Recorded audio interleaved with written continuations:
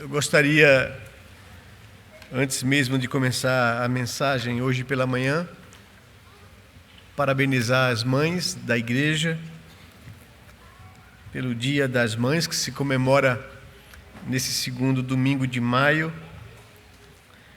E tudo isso começou com uma jovem cristã que, quando perdeu a sua mãe, ela pensou como ela poderia homenageá-la.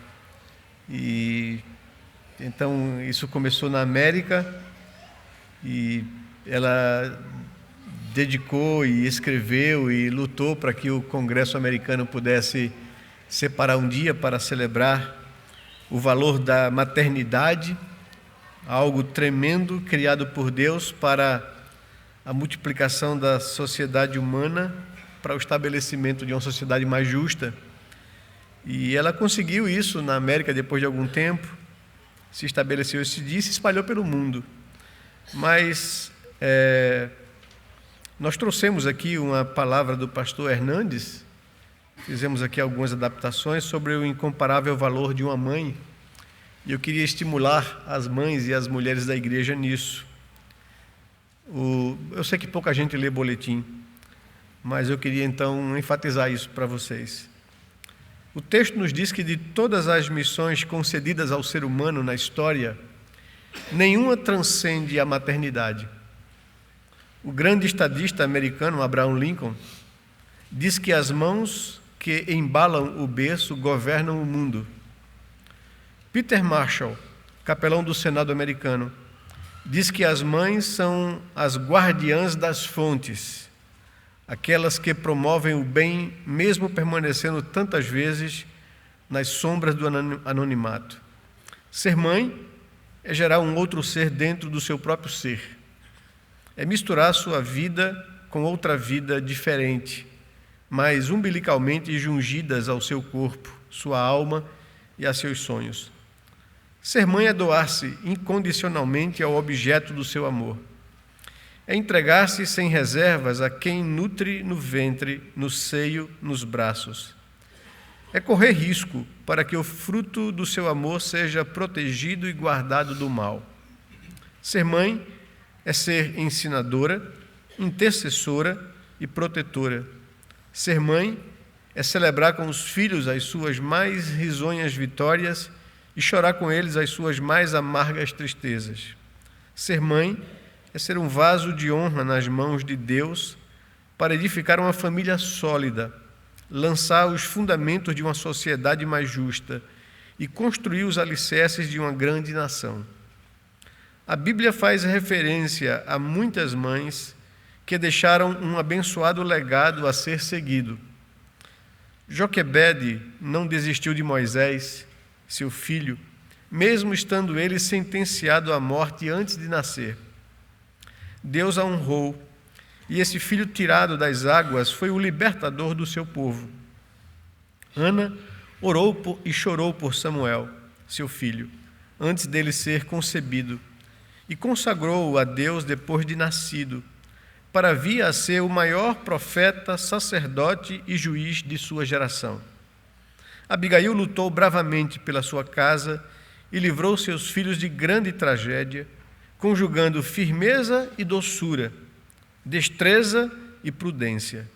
Rispa protegeu seus filhos mesmo depois de mortos e suportou com bravura o calor do dia e o frio da noite até que eles recebessem um sepultamento digno. Eunice educou Timóteo nas Sagradas Escrituras, dando-lhe o leite da piedade desde sua mais tenra idade. E este jovem veio a ser um grande cooperador do apóstolo Paulo, o maior bandeirante do cristianismo. Aplaudimos com vívido entusiasmo as conquistas das mulheres em nosso tempo. Por muitos séculos elas tiveram seus direitos diminuídos ou mesmo sequestrados. Porém, nenhum sucesso da mulher compensa o seu fracasso como mãe. Nenhum posto é mais elevado para uma mulher do que o ministério de mãe. Nenhum trabalho é mais importante para a sociedade que o exercício pleno da maternidade. Mãe não é apenas aquela que gera, mas, sobretudo, aquela que nutre, que ensina, educa e prepara para a vida. A mãe cristã é aquela que intercede pelos filhos com fervor, acompanha-os com amor, orienta-os com sabedoria e disciplina com firmeza. É aquela que se coloca na brecha em favor dos filhos e não abre mão de vê-los aos pés do Senhor. Chora por eles, jejua por eles, não desiste deles até vê-los salvos e levantados como colunas do santuário de Deus, usados como vasos de honra nas mãos do seu Senhor. Mais do que de bens materiais, de sucesso profissional, de conquistas de títulos e honras deste mundo, as famílias precisam de mães que não abram mão de sua trincheira, a trincheira da oração pelos filhos. Quando as mães se prostram diante de Deus em oração, os filhos são levantados por Deus diante do mundo. Quando as mães se tornam reparadoras de brechas, os filhos são levantados como instrumentos de transformação da sociedade. Que as mães sejam sempre mestras do bem, guerreiras de oração, missionárias incansáveis dentro de sua família, a fim de que tempos de refrigério venham da parte do Senhor sobre a igreja, trazendo-nos um poderoso reavivamento espiritual. Hoje, o Dia das Mães, erguemos aos céus nosso pleito de gratidão a Deus por essas valorosas mulheres. Que você, mãe, continue sendo um vaso de honra nas mãos de Deus. Que você seja sempre uma mãe zelosa, ajudando seus filhos a serem melhores crentes e melhores cidadãos deste mundo. Nosso reconhecimento a todas vocês, mães, pelo seu dia. Que Deus abençoe vocês e que vocês valorizem de fato esse ministério, essa missão maravilhosa da maternidade. Que Deus possa abençoá-las e derramar sobre os seus corações graça e favor. Eu também gostaria, nesta manhã de hoje, de tratar sobre o nosso processo, o nosso momento, nossa fase aqui na igreja de eleição de oficiais. Nós temos aqui, já desde abril, convocado a igreja para se reunir em Assembleia Geral no dia 7 de julho, para a eleição de oficiais presbíteros e diáconos da igreja. Temos orientado a igreja para fazer isso debaixo de oração. Nós temos todo um processo e umas normas no conselho de abrir para indicação, e nós entendemos que as indicações é um primeiro filtro, que a igreja em oração percebe os dons diferenciados de pastores, os presbíteros com dons de ensino, de aconselhamento, de acompanhamento, de cuidado espiritual sobre a vida das pessoas, e os dons de serviço do diaconato, do cuidado relacional, do cuidado das necessidades, do socorro aos necessitados, aos mais frágeis da igreja. E tanto esse ministério pastoral como esse ministério de socorro, de assistência, de serviço, é de suma importância para a paz e o bem da igreja. Nós pregamos há 2 domingos atrás, ou 3 domingos atrás, se não estou enganado, sobre Atos capítulo 6, quando surge um problema na igreja que cresceu de forma muito explosiva lá no primeiro século, quando o Espírito Santo foi dado e derramado sobre a igreja. A partir dali desenvolveu-se um crescimento muito grande, e daí surgiram problemas, e problemas relacionados com as dificuldades naturais das pessoas. Os nativos hebreus de Jerusalém receberam os hebreus da dispersão, que vieram adorar no Pentecostes e que passaram por aquele impacto do inaugural da igreja, quando o Espírito Santo foi derramado e aquele primeiro sermão foi pregado. 3.000 pessoas se renderam a Cristo, e esse número começou a crescer, e eles não voltaram para as suas terras, ficaram ali em Jerusalém, porque quiseram fazer parte daquela comunidade dos santos. E enquanto isso, eles estavam se recolocando no mercado de trabalho, buscando novas atividades, e por causa disso muitas pessoas começaram a passar necessidade, e a igreja assistiu essas pessoas. Só que aconteceu que as viúvas dos hebreus que vieram da dispersão, os helênicos, de cultura helênica, não nascidos ali na região, começaram a perceber que as viúvas hebreias nativas estavam sendo privilegiadas na hora desse socorro e da distribuição de alimentos. E reclamaram e se queixaram aos apóstolos. E os apóstolos então convocaram toda a comunidade dos crentes e disseram: olha, não é razoável, não é justo que nós abandonemos o ministério que nos foi confiado de pregar a palavra, de lhes ensinar as verdades que nós recebemos de Jesus, para servir as mesas. Alguém pode fazer isso por nós. E aí então eles convocaram a comunidade e disseram que eles mesmos iriam escolher dentre eles pessoas, homens, no número de 7 que estabeleceram lá, pessoas que fossem vistas e gozassem de boa reputação da comunidade, ou seja, pessoas que fossem tidas como justas, para que não houvesse esse tipo de predileção nesse momento de socorro, pessoas que tinham a vida marcada por ser cheias do Espírito Santo, pessoas piedosas, crentes, maduras, e pessoas que tivessem a sabedoria necessária para lidar com essas questões relacionais, para sentir a necessidade de fato, para socorrer no momento necessário do socorro. E esse parecer, essa instrução, essa orientação, esse ensino dos apóstolos agradou a toda a comunidade. E eles elegeram então 7 homens, apresentaram esses homens aos apóstolos, e eles, orando por esses homens, impuseram sobre eles as mãos e ordenaram essas pessoas ao ministério que agora passou a funcionar na igreja, esse ofício de diáconos. E os diáconos eram então responsáveis por assistir à igreja, por socorrer a igreja, por não permitir que qualquer tipo de injustiça acontecesse nos relacionamentos. E a igreja gozou paz, diz o verso 7 do capítulo 6 de Atos, em consequência desse ministério diaconal. Eu gostaria também de convidá-los a que vocês, juntamente comigo, abrissem a palavra de Deus na primeira carta de Paulo a Timóteo, no capítulo 3, versos de 8 a 13. E nós vamos ter esses 2 textos aqui como orientadores para nossa exposição bíblica da manhã de hoje. Nós temos 7 diáconos dos nossos, acho que são 15 ou 16 diáconos que nós temos na nossa junta diaconal, 16 diáconos. 7 deles estão vencendo o mandato, não é? Desculpem, é 18, número 18. São 18 diáconos. 7 estão vencendo o mandato. E nós precisamos, então, reelegê-los, não é? Ou eleger outros também. Abrimos isso para que a igreja possa indicar esses nomes.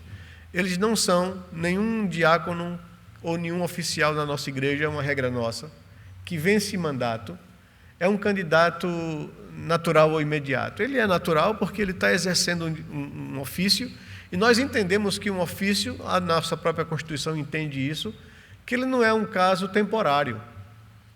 Desenvolver ministérios na igreja é uma questão de vocação. Pessoas recebem dons do Espírito Santo de Deus para servir a igreja. E esses serviços para a gente não são temporários.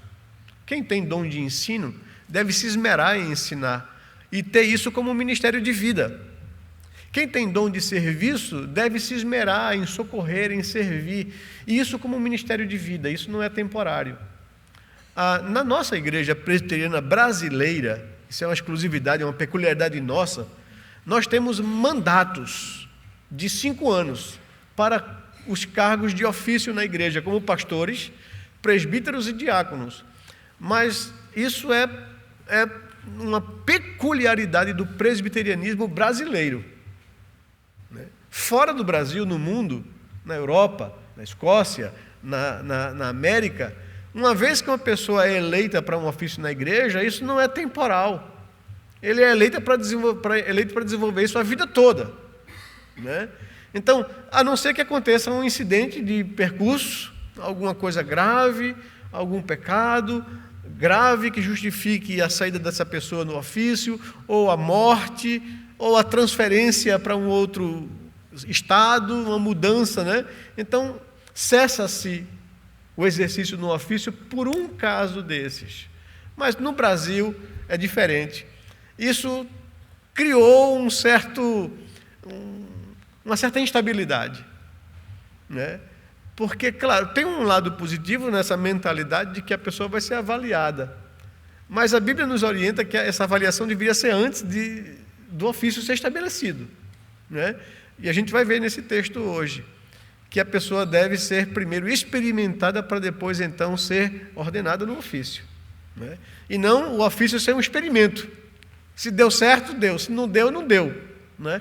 E a gente avalia daqui a 5 anos. Isso não é bom, não é saudável para a igreja nenhuma, tanto para pastorado, né? O pastorado não pode ser um test drive para ver se vai dar certo ou não, né? A igreja tem que ter convicção e por isso precisamos de oração, jejum e buscar de Deus a orientação. A eleição na igreja, temos dito isso, ela não é fruto de democracia, né? Nosso regime de igreja local é teocrático. Qualquer eleição é a busca de entender o que Deus quer para a vida da igreja, e não o que nós queremos, né? O que eu prefiro, ou o que uma sociedade prefira da igreja, ou um ministério prefira da igreja. De forma nenhuma, em hipótese alguma, isso seria um equívoco nosso. E muitas vezes as igrejas sofrem porque elegem de forma irresponsável, sem princípios bíblicos. Então eu digo que é um momento muito delicado esses momentos de eleição na vida da igreja, porque nós estamos escolhendo ou tentando discernir a direção e a vontade de Deus para a vida da igreja. É importante que a igreja se engaje nisso, é importante que a igreja ore, é importante que a igreja indique nomes, e a nossa regra aqui, eu estou trazendo isso como esclarecimento para a igreja, porque tem muita gente confusa. A nossa regra é o seguinte: olha, um nome para ser considerado como indicado ao conselho da igreja, quem é que vai avaliar esses nomes? Ele tem que ter a indicação de alguém, algum membro em plena comunhão da igreja, que não seja familiar da pessoa, né? Que vê a pessoa, que vê dons na pessoa, que entende que Deus levantou aquela pessoa para esse tipo de ofício, vai indicá-lo. Fulano e tal, tu gostaria de ser indicado para esse ofício na igreja? Sim. Então a pessoa indica o nome dessa pessoa, essa lista com a indicação é dada ao conselho, ao secretário do conselho. Hoje pela manhã você vai ver uma mesa lá embaixo com todas essas indicações, elas precisam receber 14 outras assinaturas para poder ser validada. Então é necessário que a igreja não somente ore pela eleição, mas que a igreja ore por essas indicações e vá lá embaixo e veja o nome. Quem é que está sendo indicado, por favor? Fulano de tal, ciclano, beltrano. Tá bom, eu queria assinar a lista de fulano, de ciclano ou de beltrano. Então, para que essas indicações, e temos esse domingo, segundo as normas que a gente já comunicou à igreja, e o próximo domingo, e aí acabou. Quem foi indicado foi, quem não foi, não foi, né? Então, nós temos 7 diáconos, um número muito grande, eu me preocupo com isso, né? Porque às vezes isso fica disperso, né? Nós temos uma junta diaconal funcionando muito bem, nós temos um conselho funcionando redondinho, graças a Deus, gente madura, gente crente, né? E a gente precisa não negligenciar esse momento na vida da igreja, para que a coisa comece a funcionar. Se a gente vê que tem outras pessoas que podem contribuir também com a junta diaconal, que seja indicada, que o conselho vai ser avaliado, mas que vocês considerem isso. Então, deixe-me tomar esse texto de 1 Timóteo capítulo 3, quando o apóstolo Paulo, liberto daquela primeira prisão de Roma, ele, na fuga do incêndio de Roma e da cassação e acusação contra ele, ele deixou Timóteo em Éfeso, deixou Tito em Creta, e agora ele escreve de algum lugar essa carta a Timóteo, pastor da igreja em Éfeso, na Ásia, dando algumas orientações, porque eles estavam passando um momento como nós estamos passando, para a escolha desses oficiais, tanto presbíteros quanto diáconos. E aqui Paulo dá orientações de como Timóteo deveria instruir e proceder na igreja, na escolha desses oficiais para a vida da igreja. O capítulo 3 da primeira carta a Timóteo, no versículo 1 em diante, ele está falando sobre as qualificações dos bispos ou presbíteros, do verso 1 em diante, ao verso 7, e do verso 8 ele trata sobre diáconos, né? No verso 8 ao verso 13 diz assim a palavra de Deus: semelhantemente, ou seja, da mesma forma, quanto a diáconos, é necessário que sejam respeitáveis, de uma só palavra, não inclinados a muito vinho, não cobiçosos de sórdida ganância, conservando o mistério da fé com consciência limpa ou tranquila. Também sejam estes primeiramente experimentados, e se mostrarem irrepreensíveis, exerçam o diaconato. Da mesma sorte quanto a mulheres, é necessário que sejam elas respeitáveis, não maldizentes, temperantes e fiéis em tudo. O diácono seja marido de uma só mulher e governe bem seus filhos e a própria casa, pois os que desempenharem bem o diaconato alcançam para si mesmos justa preeminência e muita intrepidez na fé em Cristo Jesus. Vamos orar? Senhor Deus, nos oriente quando abrimos a Tua palavra para buscar nela o ensino e os parâmetros para a nossa vida particular, para a nossa vida em família, para a nossa vida em igreja, como o Teu corpo, a Tua comunidade. Ensina-nos, ó Senhor Deus, que a igreja, corpo de Cristo, pelo qual o Senhor morreu naquela cruz, é muito importante. Nós somos parte dela como membros desse corpo. Ajuda-nos a servir, a colocar os dons que o Senhor nos concedeu com o Teu Espírito para servirmos a igreja e sermos úteis ao seu crescimento, ao seu fortalecimento, ao seu amadurecimento. Te pedimos de forma muito especial por esses momentos de escolha, de decisões na vida da igreja, para que façamos não segundo a nossa vontade, o nosso querer ou parecer, mas buscando discernir a Tua vontade, Senhor Deus, porque a palavra do Senhor nos diz que a Tua vontade é boa, é perfeita e é agradável à vida do Teu povo e da igreja do Senhor. Auxilia-nos, pois, abre nossa mente, nos dá a consciência adequada e o compromisso necessário para servir ao Senhor como uma comunidade local relevante, que proclama as virtudes daquele que nos tirou das trevas e nos trouxe para a sua maravilhosa luz. Nos abençoe, Senhor Deus, e aplique essa palavra ao nosso coração. É o que nós te pedimos, em nome de Jesus, Pai. Amém, Senhor Deus. Amém. Então, como já foi exposto para vocês, na igreja primitiva, com o crescimento e a expansão no início do primeiro século, surgiram múltiplos problemas, necessidades relacionadas com a organização, a edificação, a evangelização, a beneficência. E sob a direção do Espírito Santo, os apóstolos promoveram em Jerusalém a eleição de diáconos. Depois constituíram presbíteros em cada cidade onde se estabelecia novas igrejas. E vemos no Novo Testamento, então, esses dois ofícios, esses dois grupos de forma muito clara.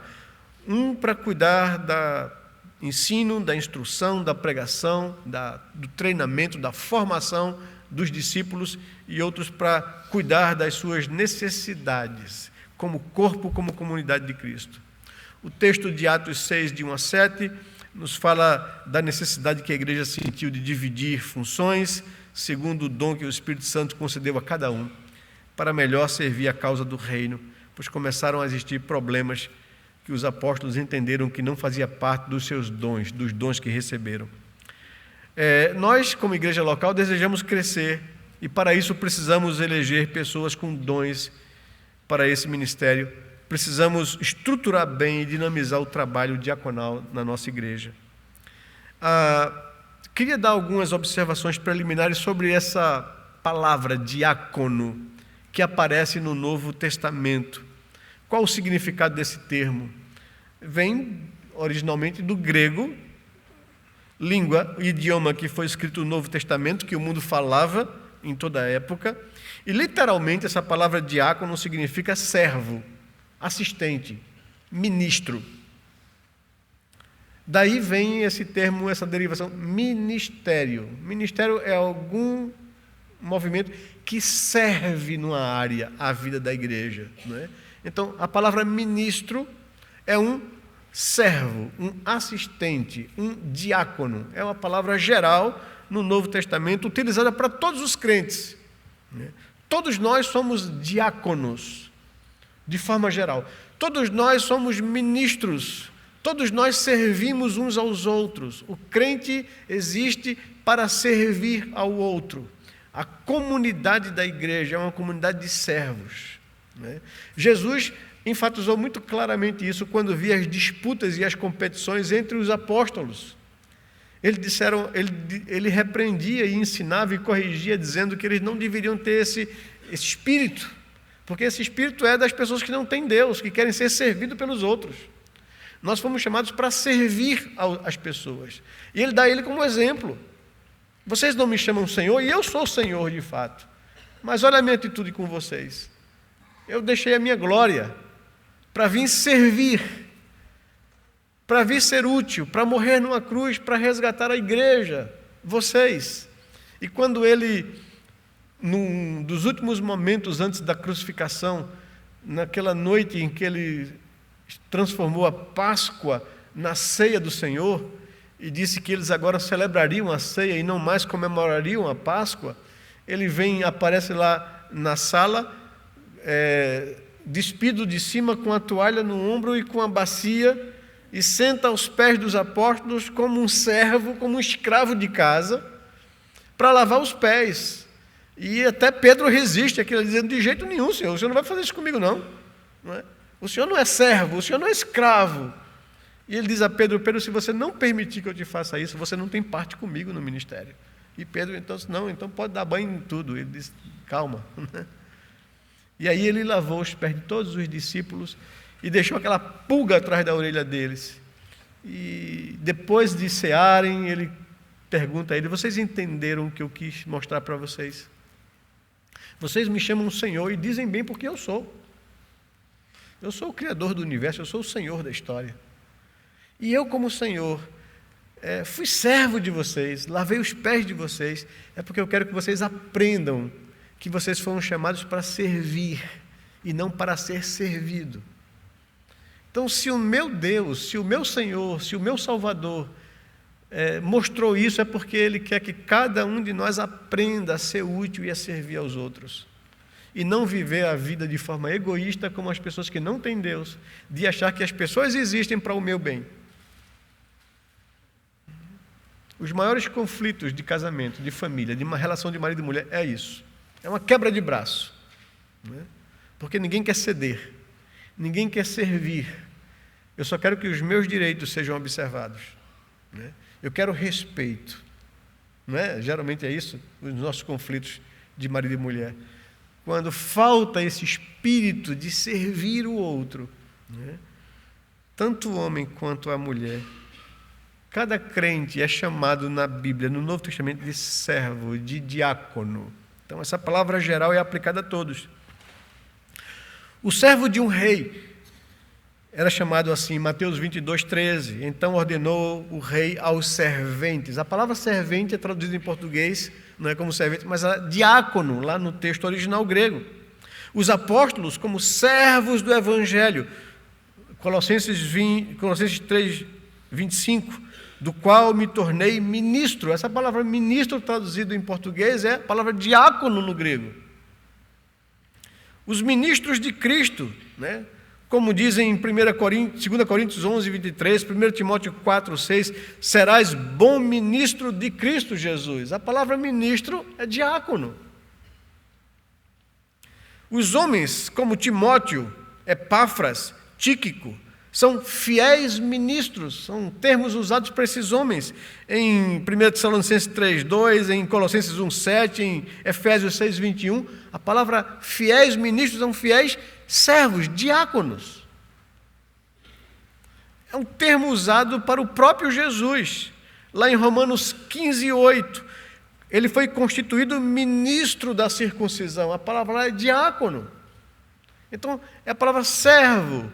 Alguém que está ali para oferecer a outros alguma coisa. A ideia geral é esta: diácono é alguém que serve a alguém ou a alguma causa. Então, nesse aspecto geral, todos nós temos que ser diáconos. Todos nós temos que ser ministros do Evangelho.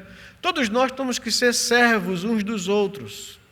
A nossa vida tem que ser com esse propósito. Agora, no Novo Testamento começou a ser usado esse termo como um ofício, ou seja, o termo foi usado oficialmente para um grupo de pessoas que desenvolveram um determinado ministério, um determinado serviço na igreja. Encontramos então no Novo Testamento um grupo de diáconos. Filipenses 1:1 fala sobre esse grupo de diáconos como um ofício e não apenas como uma palavra geral.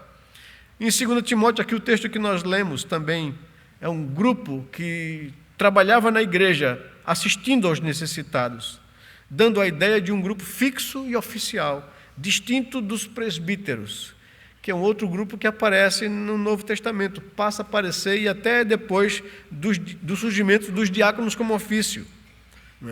Paulo vai à Ásia e manda chamar os presbíteros de Éfeso para ter uma conversa com ele. É um grupo, é um ofício. Isso demonstra que presbíteros não são diáconos promovidos, nós gostamos de enfatizar isso. São dois grupos distintos, com ministérios diferentes, com dons diferentes, com serviços específicos. 1 Pedro, capítulo 4, verso 10 e 11, o apóstolo Pedro diz: servir uns aos outros, cada um conforme o dom que recebeu. Se alguém fala, ou se alguém ensina, ou se alguém prega, ou se alguém instrui, ou se alguém aconselha, fale de acordo com os oráculos de Deus, com a palavra de Deus. Então esse é o primeiro grupo, aqueles que têm responsabilidade de orientação, de instrução, de ensino. Geralmente aqui os presbíteros são responsáveis por isso, por ensinar, por pregar, por instruir, por aconselhar, por orientar. Então, se alguém tem dons de ensino, esmere-se nisso. Fale de acordo com os oráculos de Deus, com a palavra de Deus, não com relação às coisas que vão na sua mente. Pregue, ensine, baseado na palavra. Mas se alguém serve, continua Pedro, faça-o na força que recebeu do Senhor. Então, Pedro define dois grandes grupos entre os dons. Qual seja o dom, estão divididos em dois grandes grupos: os de fala, ou os de ensino, ou os da palavra, e os de serviço. E aqui demonstra essa orientação bíblica desses ofícios na igreja, de presbíteros e de diáconos na igreja. A origem do ministério diaconal, como nós já falamos para vocês, encontra-se em Atos capítulo 6, quando houve aquela necessidade de dividir funções. Ali vimos a eleição de um grupo de irmãos para assumir a área de assistência aos necessitados dentro da igreja e assumirem a administração dos recursos, que antes estava sob a responsabilidade dos apóstolos. O ministério diaconal, diz a Bíblia, é uma obra excelente. Todas as vezes que ela surgiu na igreja foi para trazer paz, estabilidade à igreja. E sem esse serviço a gente não tem essa tranquilidade. Vocês estão aqui, sentados numa boa poltrona, num ambiente climatizado, tem paz para poder estar aqui, porque tem um grupo de pessoas trabalhando para que isso funcione. Tem gente lá embaixo preocupado com outros afazeres para que vocês estejam aqui em paz, recebendo a palavra e a instrução. São os diáconos da igreja, que tem esse serviço que a gente não enxerga e não vê muitas vezes. E a Bíblia diz que é uma obra excelente. Por quê? Porque ela traz a estabilidade da igreja, a paz à igreja. A igreja estava em conflito, em desarmonia, em queixume uns contra os outros, e os apóstolos orientaram a elegerem diáconos, para que eles pudessem trazer paz aos relacionamentos. E diz o texto lá em Atos 6, verso 7, que quando isso aconteceu, houve paz na igreja, e ela cresceu, voltou a crescer em paz, de forma tranquila. Segundo esse relato de Atos 6, o ministério diaconal consiste em assistir aos necessitados. Quem são?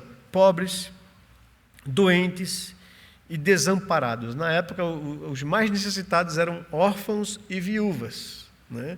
Por causa da condição da mulher que não tinha espaço em mercado de trabalho, que dependia do pai enquanto solteira em casa, ou do marido enquanto casada. Uma vez morrendo o pai ou o marido, ela estava desamparada. Não tinha previdência nem privada, né? Nem muito menos pública, né? Por pior que seja, ainda assiste, socorre. Mas na época não tinha isso. E não tinha condições da mulher trabalhar para poder manter a casa. Não existia essa possibilidade, né? Então, ela estava desamparada. E essa era uma das razões porque no meio do povo de Israel surgiu prostituição. Porque para essas mulheres sobreviverem, elas eram empurradas para a prostituição. E eis a urgência de Deus cuidar disso e da igreja ter olhos para isso. E esse é o ministério diaconal, perceber a necessidade de irmãos que atravessam momentos difíceis para que a igreja seja solidária e preste socorro e ajude a pessoa a se recompor naquele momento difícil para ter com que acudir ao outro necessitado depois. A ajuda diaconal ou trabalho diaconal não é um amuleto para a pessoa viver escorada a vida toda, mas é para assistir a pessoa e impulsioná-la a reagir naquele momento difícil que ela passa. Esta assistência é física e é material, mas também é espiritual e emocional. Os diáconos devem ser capazes de ler a Bíblia e explicá-la aos necessitados, orar por eles, trazer-lhes conforto. Os 7 escolhidos lá em Atos capítulo 6, pela igreja de Jerusalém, deveriam administrar e deveriam supervisionar o fundo para as viúvas.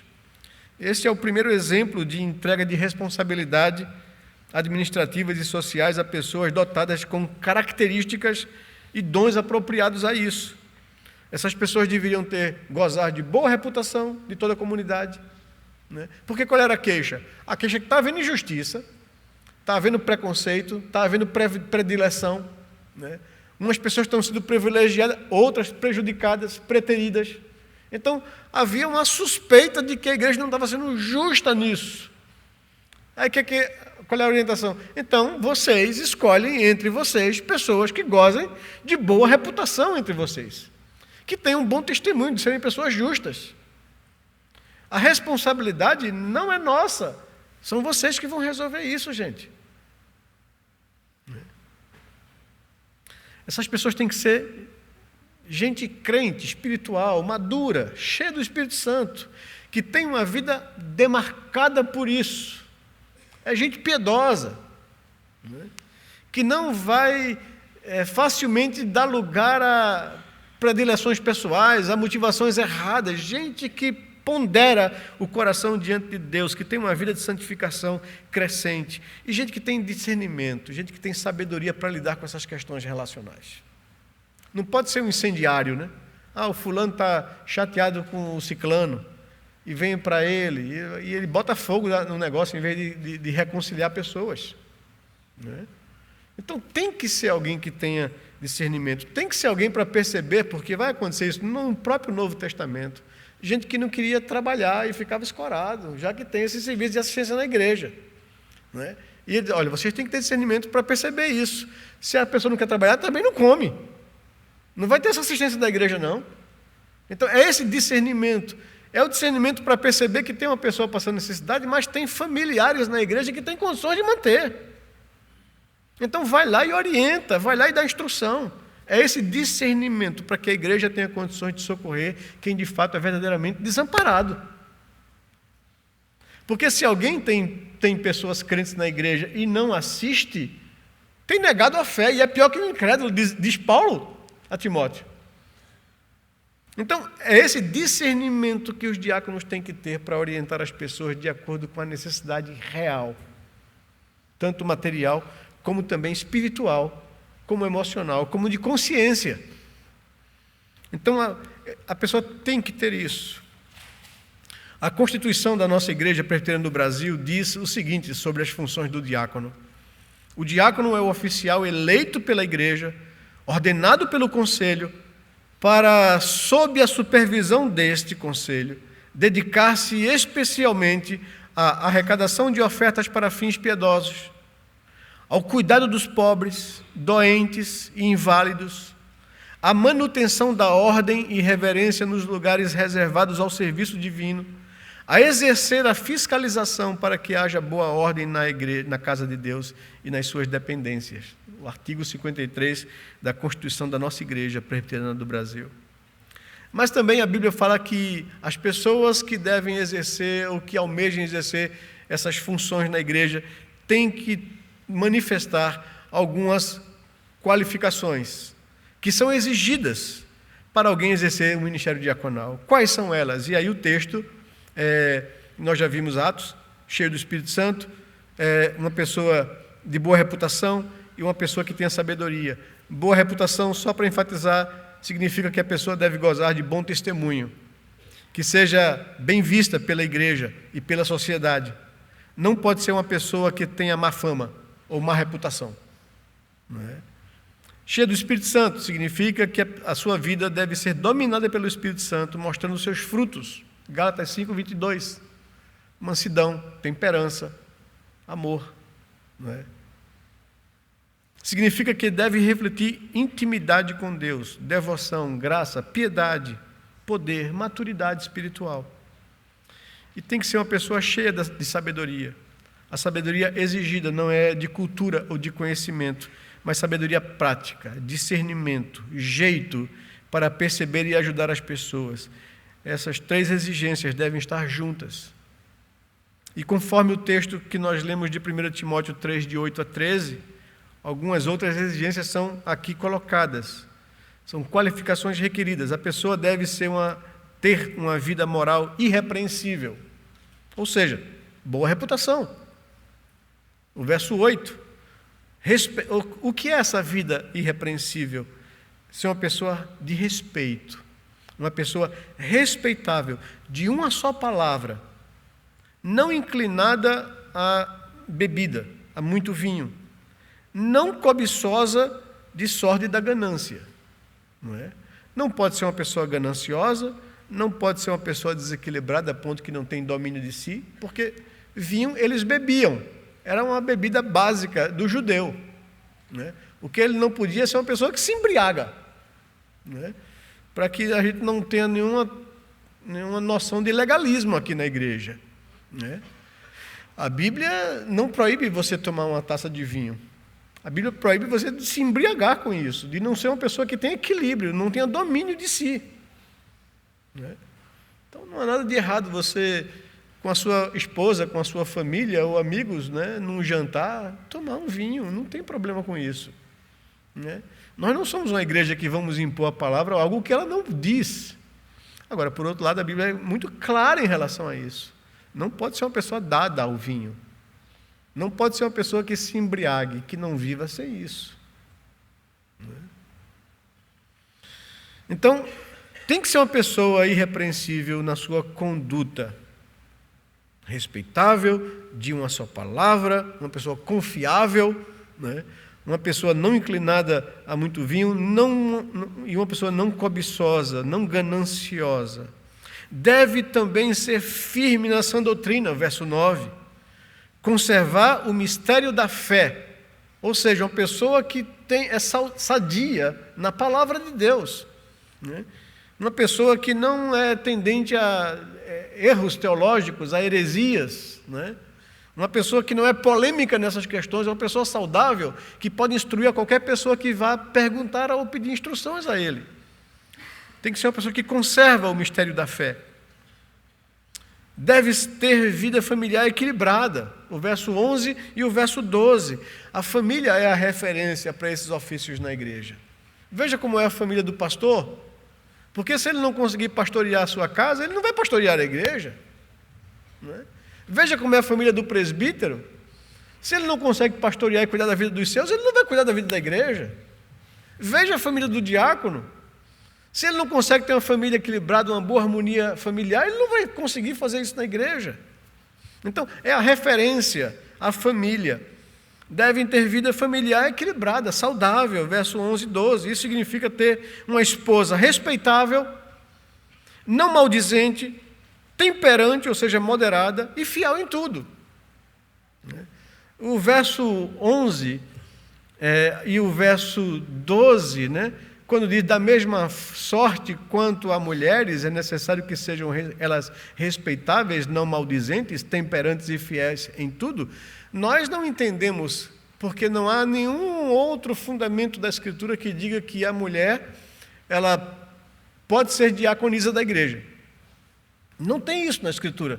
Quando a Bíblia estabelece a necessidade de diáconos, os apóstolos são claros: escolham entre vocês 7 homens que gozem de boa reputação, que sejam cheios do Espírito Santo e de sabedoria. Não disse, não abriu para isso, e o texto não está dizendo isso. Tem pessoas que querem interpretar o verso 11 dentro disso, sacá-lo do contexto e dizer, não, isso aqui está falando de diaconisa. Não está, porque se tivesse, também teria que dizer, ela tem que ser esposa de um só marido, ela tem que cuidar bem da sua casa.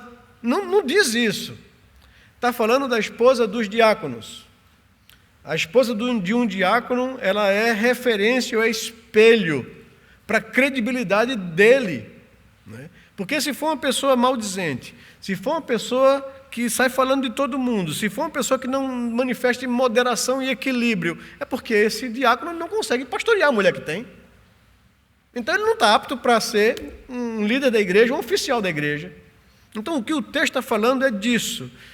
Olhe para a vida familiar dos oficiais, e aí você vai ter uma boa referência, se a pessoa consegue cuidar da sua casa, porque ela foi chamada ou vai ser ordenada para cuidar da igreja de Deus. Então, sejam respeitáveis, não maldizentes, temperantes, moderadas e fiéis. E aí eu digo para as esposas dos diáconos, olhe, que a respeitabilidade do seu marido depende do seu comportamento. Isso também da esposa do pastor, isso também da esposa dos presbíteros, evidentemente. Só que a gente está falando aqui dos diáconos, então vamos falar mal deles. Brincando. O diácono deve mostrar fidelidade em seu relacionamento conjugal com sua esposa, o verso 13. Pois os que empenharem... verso 12. O diácono seja marido de uma só mulher. Ou seja, não pode ser um cara aí que sai botando o olho nele e noutra pessoa que não seja sua esposa. Ele tem que ser um homem respeitável nesse trato. Ele vai lidar com muitas situações com as mulheres da igreja. Então tem que ser um homem que seja reconhecido por boa reputação, por respeito, que tenha um relacionamento saudável, familiar, para que ele não tenha brechas para estar olhando para fora.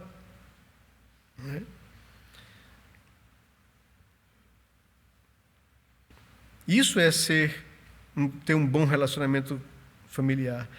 E precisa saber governar bem sua própria casa e ter filhos debaixo de obediência. Verso 12b, a segunda parte do verso 12. Governe bem seus filhos e a própria casa. Então, são essas as qualificações exigidas. Há uma promessa, para a gente encerrar, para aqueles que desempenharem bem o ministério diaconal. Eles alcançam, diz o verso 13, justa preeminência e muita ousadia na fé em Cristo. Note que a promessa não é que ele será promovido a presbítero, mas que alcançarão justa preeminência e ousadia na fé em Cristo Jesus. Então, a igreja precisa olhar para os seus diáconos, aqueles homens que se dispuseram a servir a igreja, com esse olhar. São pessoas dignas do nosso respeito, da nossa admiração, porque desenvolvem um papel na igreja muitas vezes sem ser vistos. né, que traz à igreja tranquilidade e paz, né, que socorre, que assiste aos necessitados. E eu particularmente louvo a Deus pelo trabalho silencioso. De vez em quando chega uma pessoa para mim: pastor, eu soube que um fulano está passando necessidade, né? E a gente sabendo de como funciona, eu digo: eu sei, os diáconos já estão assistindo, né? Pastor, está acontecendo isso e isso, os diáconos já estão de olho nesse negócio, né? Então, assim, é essa percepção, de olhar para a igreja com esse olhar. E isso é dom de Deus. Chegando ao final, é nosso desejo e oração que Deus abençoe ricamente nossa igreja, que sejamos um povo que desenvolve uma comunhão, unidade e amor fraterno. Para isso precisamos de um ministério diaconal dinâmico e atuante na igreja. Ore para que Deus nos ajude a buscarmos a sua vontade, elegendo pessoas com o chamado, com a paixão para este ministério, com os dons necessários e com as qualidades de caráter exigidas na palavra de Deus, para estarem aptos a exercerem este ofício. E uma palavra particular para vocês, nesse processo de indicação e no processo de escolha. Só eleja, ou só indique, alguém que você, em oração, tenha convicção que é da vontade de Deus. Que a sua motivação, tanto para indicar alguém, quanto para eleger alguém, quer seja pastor, quer seja presbítero, quer seja diácono, é a convicção no seu coração, resultado de oração e de busca a Deus, de que essa é a vontade de Deus para a vida da igreja. Assim, a gente vai ter uma igreja saudável, que Deus permita que sejam eleitos aqueles que Ele já tem definido os quais serão uma bênção para a vida da igreja. Amém?